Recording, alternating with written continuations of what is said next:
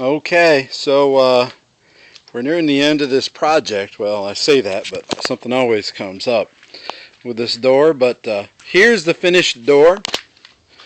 It's got lots of components inside of it. Um, and right now it's got a hook to the hinges.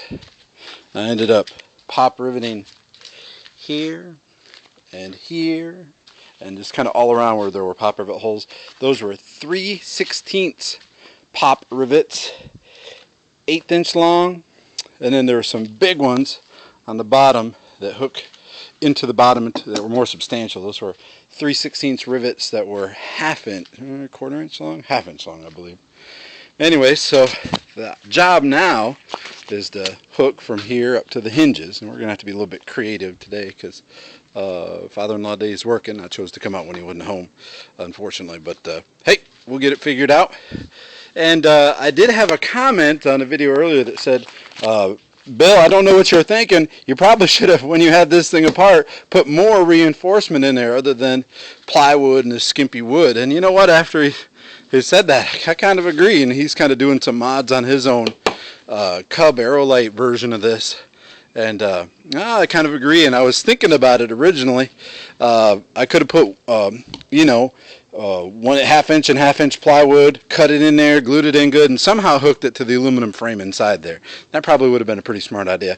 Would have also increased the weight quite a bit. Alas, I didn't do that. So hindsight 2020, I'm not taking it apart. But we'll see where we end up. I'm pretty sure it's looking a little bit not completely level where I'm at. So we'll see what happens here. Remember, I said at the very beginning of this, just a couple amateurs, and I just didn't want to spend, what they were going to say to repair this. And they said $3,000. That's too crazy. And I really don't have much money into this right now. Just more time. And so with that, we'll move on. I don't have anybody filming today for me, so I'm just going to go ahead. Basically, I marked on the frame, there's a pop rivet that goes here.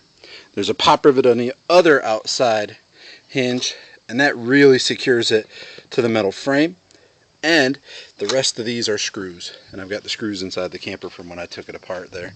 So I'm going to support that up, get it pop riveted in first, screwed in second, and then once that's completely attached there, I can actually raise the door and pray that it's square enough to fit in there. I believe it was a 1/4 to 1/8 inch off, but I think there's enough play in that entryway there for it still to work.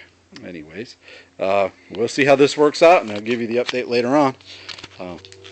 Till then.